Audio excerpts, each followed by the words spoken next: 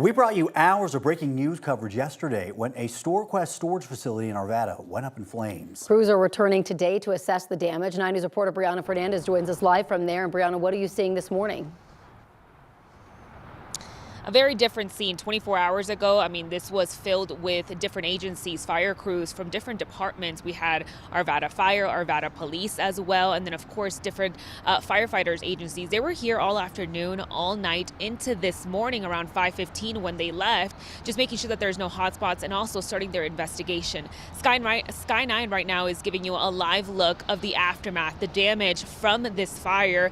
What we're also seeing out here is yellow tape just surrounding this storage unit and also a security guard protecting personal belongings that were inside of those storage units.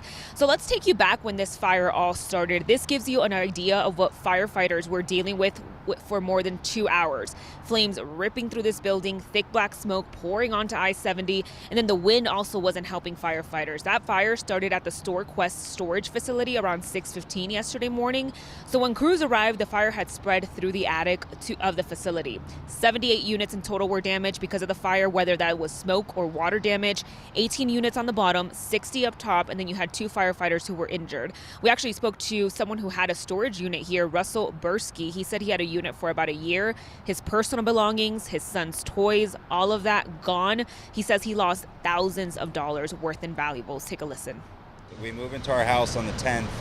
I literally was going to come on the 12th and come to my unit and empty it. My son's room is full of toys, so throughout time I've had to tell him, look, this will be in the storage unit, and when we get a house, then we can unpack and then you'll have everything. Now I have to tell him that everything's gone.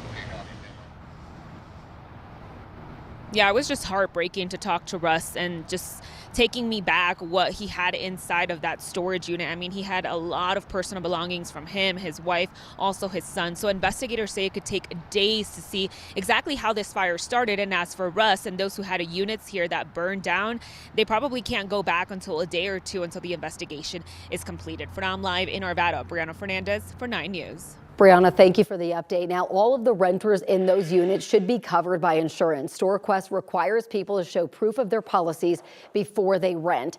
In most cases, renter's insurance or a homeowner's policy covers personal items inside a storage unit, and StoreQuest also offers its own tenant policy. This fire also serves as a reminder to keep an itemized list of your belongings, when you bought them, and how much you paid. Right now, more than 2,500 XL customers in Summit County are experiencing a power outage. XL says crews are working to restore power as soon as possible. The areas affected are Dillon, Frisco, Georgetown, and Silverthorne. We reached out to the utility to find out more about why the power is out. We'll bring you updates as we get them. This morning, an update on 3 other big cases that we've been following within the state. First, the woman who was hit by a freight train while handcuffed in the back of a police car will get an $8.5 million payout. Back in September of 2022, a Platteville police officer pulled over Ureni Rios as part of an earlier road rage call in Fort Lupton. The officer parked his patrol car on train tracks. A Fort Lupton officer handcuffed her and put her in the back of that patrol car. Then a train slammed into it. The 2 officers involved were convicted of misdemeanor charges and lost their jobs.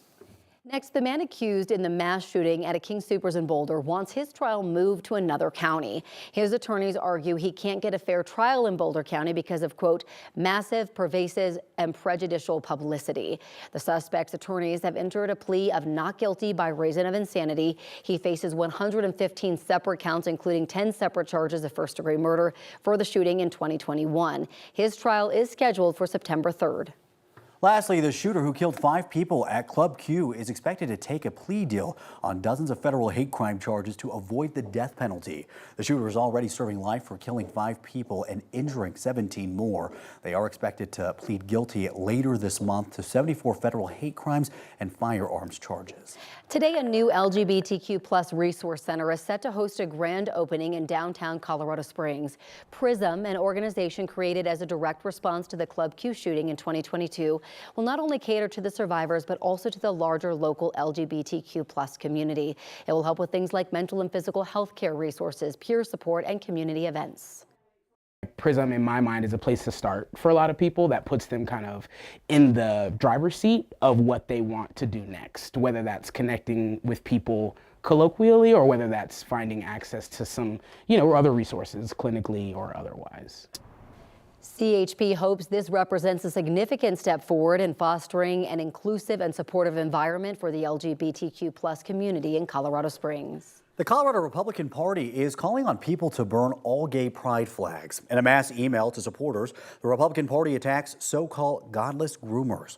The message also included a call for all parents to pull their children out of public schools, saying Democrats are using schools to turn more kids trans. The Log Cabin Republicans of Colorado, an LGBTQ conservatives group, doesn't seem to agree, calling the leadership of the Colorado GOP, quote, morons, and saying the anti-gay message was just hateful.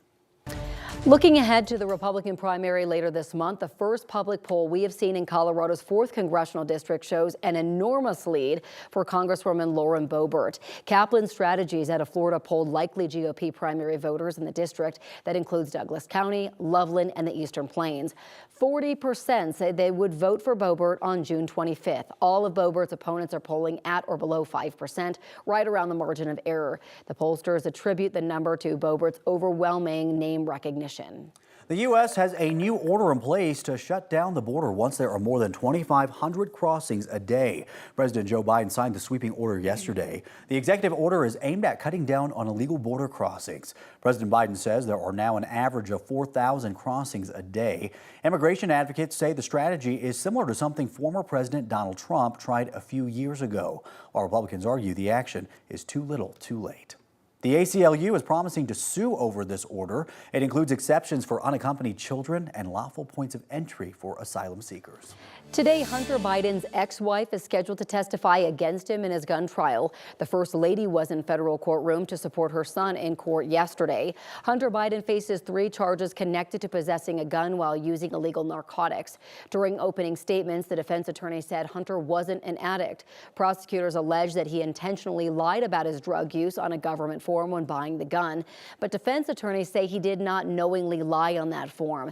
The prosecution then played audio from his memoir saying, quote, I possessed a new superpower, the ability to find crack in any town at any time, end quote.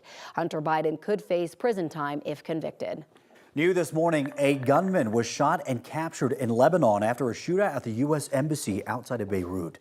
The attack happened early this morning as months of fighting between Hezbollah militants and Israeli troops has displaced thousands along the border.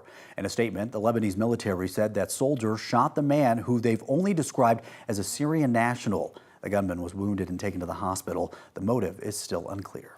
New this morning, another politician in Mexico has been killed in an attack. Yolanda Sanchez Figueroa, the mayor of Cotilla, was the latest victim in a string of government-related killings since September. Sanchez Figueroa was walking from a gym back to her house with her bodyguard when they were shot by people in a white van. She and her bodyguard both died at the hospital. Sanchez Figueroa was kidnapped last year and was released 3 days later. 3 men were arrested and charged with her kidnapping. Well, one thing about the weather for today, it's pretty easy. It is a hot thing. It is hot out there. Temperatures around 90 degrees for us. And across the Eastern Plains, a few spots could get up to 100 degrees for us. Our hottest day since September the 30th of last year for us here in Denver. Our hottest day so far this year has been 88.